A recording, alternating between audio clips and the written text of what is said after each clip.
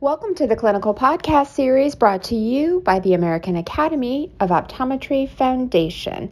Today's episode is entitled Development of Visual Acuity in Children, Assessing the Contributions of Cognition and Age in Leah Chart Acuity Readings. It is my pleasure to introduce our host, Dr. April Jasper, and our topical expert and editor, Dr. Mo Plaumann. And now it's my pleasure to bring you today's episode. Hi, everyone. I'm April Jasper, and I'm speaking today with our topical editor, Mo Plaumann.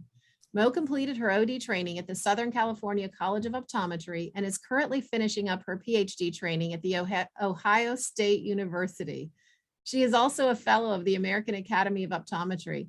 Today, she will be discussing the January 2022, so very recent, Optometry and Vision Science paper entitled Development of Visual Acuity in Children, Assessing the Contributions of Cognition and Age and Leah Chart Acuity Readings by Michelbust et al.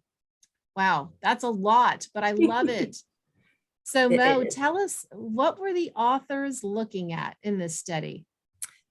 So the authors are looking at their cohort of controls. So they have a larger trial where they're going to be looking at visual outcomes in children born premature. So maybe we can keep an eye on that for future podcasts. And so in this group, their controls, they really wanted to look at the relationship between age and developmental ability, right? Their cohort with the premature kids, there's likely to be some difference in the developmental ability spectrum. So kind of what do we know about visual acuity, age, and developmental ability in a normal group of children? So these kids presented with their regular habitual glasses. They did screen for any undercorrected myopia because they were looking at distance acuity and they didn't want that kind of confounding any of their findings. And if there was any other kind of known condition to affect visual acuity, then those kids weren't tested either. And then the mean refractive error of this group was just under about 1 diopter of hyperopia. So kind of like you go into an elementary school, these are the kind of kids you would likely run into, and they wanted to look at their VA and how they would perform on a developmental test. So that brings us to actually the testing of visual acuity and developmental ability. How was that determined for this study? So they did a distance Leah chart, and it was a whole chart with 5 optotypes on each line. Kids are reading monocular down until they miss one, go back up, read across. And every optotype that was correctly identified, they were given credit for. So they found a logmar score, but then we've converted it into Snellen for kind of our clinical discussion. And then they averaged the 2 eyes together.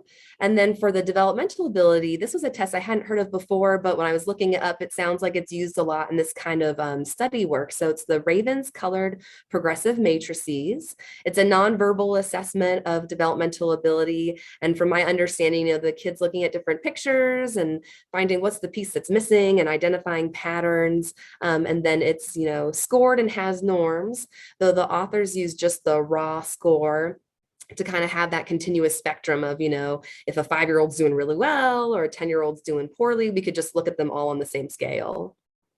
So what relationships did the authors find between all of the different measures?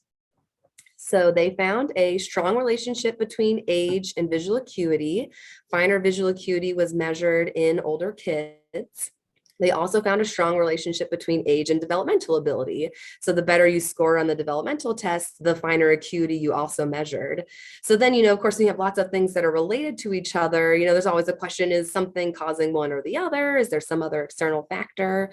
So to best try to account for this, they looked at, if we look at just the same age and then different developmental abilities, or the same developmental score in different ages, is there any kind of pattern there? And so when they controlled for age, they found that the developmental ability was still predictive of better visual acuity. And the authors acknowledged that a lot of work that's done, looked at this before, has found that relationship, that cognition is important with visual acuity, but it's often been done in elderly adults. So maybe as you're losing some different ability, as opposed to kind of looking at school-age children in their natural progression of developmental ability. Wow, so interesting. And it brings us to the fourth question that we always ask, and that is, What key findings from the paper, Mo, do you think will affect your clinical practice, and how will they affect your practice? Yeah, really for me, this paper was just that great reminder of a couple of things that I know I'm always chatting about with the students that I work with. And I think most of us kind of keep in mind. So they had their figure with all the visual acuity they measured. And on average, the 5-year-olds had 20/20 acuity. So I think it's that good reminder that young children can give you good visual acuity on testing, and kind of that, not, not writing off too much like, oh, their acuity is a little mushy, but they're young. I mean, 95% of the kids measured on total had 20/32 or better acuity. So that was one reminder. I think it also highlights, the strengths of using a chart like the Leah chart in particular, which, you can just go out and buy one of those charts that wouldn't be, trying to get a new whole fancy crazy system. Or I know a lot of our electronic charts have them available. And the authors pointed out, it's nice because as you get smaller, the kids just start calling out circles if they don't know what it is. It's very familiar to them. I suppose I should say here too, I have no financial interest in Leah charts. It's just something that I've used as a clinician. And then something else too, it's just that reminder that there are different developmental abilities in our patient populations that we see. So particularly this group is meant to be kind of typically developed kids.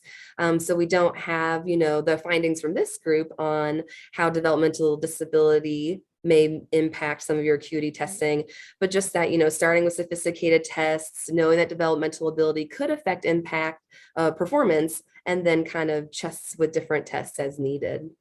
Yes, so it sounds like the lesson is to try, because you just don't know where you might get to. And Yeah, also to have the right testing. So the acuity chart could make a difference. exactly. I love this. Thank you, Mo. It's such a joy to be on these with you. You helped me learn, and I know everybody who's listening as well. Thanks, April. And a special thanks to Cooper Vision for their educational grant to make it all happen.